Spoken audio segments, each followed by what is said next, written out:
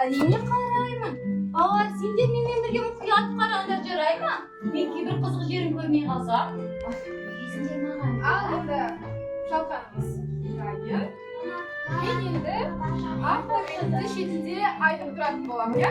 Ал дайынбыз ғой балалар, иә? Атта дайын ғой?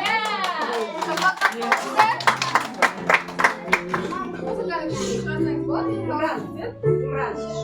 Бір баяғыда шал мен кемпір өмір сүріпті.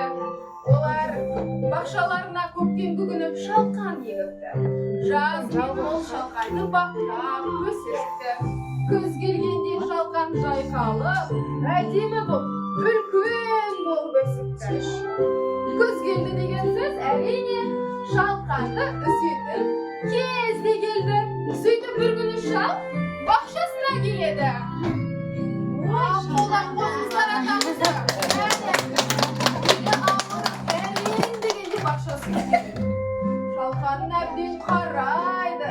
Абай үлкен болып өсіп қуанданады. Ата бізге. Сөйтіп атамыз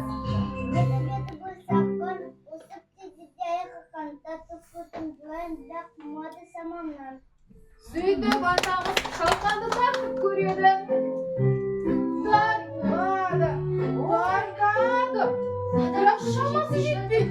Белі ауырып, әбден шаршаған ол көмекке Енді не істейді екен?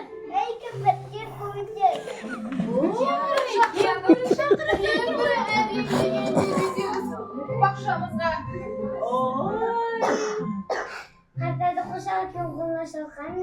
Осылайша екеуі бірге шалқанды тартты.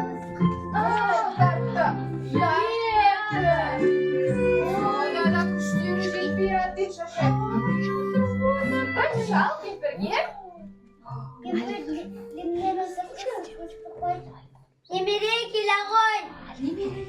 осылайша көмекке немересі жүгіріп келеді. Немересі келе жатыр. Осылайша шал шалқандан, кемпір шалдан немере кемпірден ұстап тартады. Балалары жетпейді сонда да. Қане қошеметтен қойыңыздаршы, неге шамалы кетпейді? Әрі қарай енді көмекке. Кімді шақырады екен көмекке? Күшікті көмекке шақырады. Күшік қайда күшік? Ақтабанды шақырады көмекке. Ақтабан.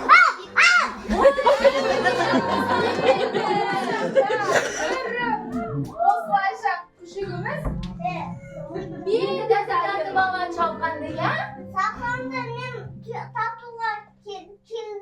ал енді бәріне көмектеседі. Шал шалқаннан, кемпір шалдан, немере кемпірден күшік немерені ұстап.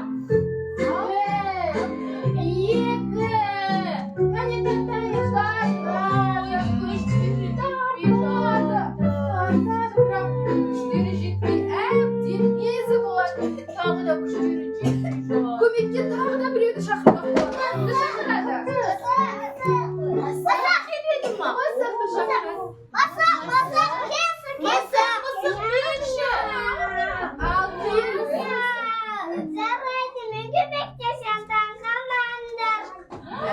осылай көмектесуге келісті. Бәрі бірге шалқанды тартады. Тағы тартамай жатыр Тағы да ғой. үзе алмады. Әбден шаршаған олар ойнады.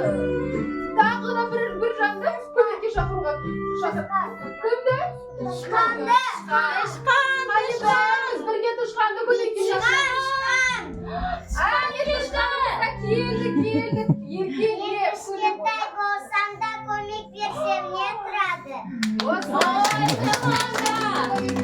бәрі бірге бірігіп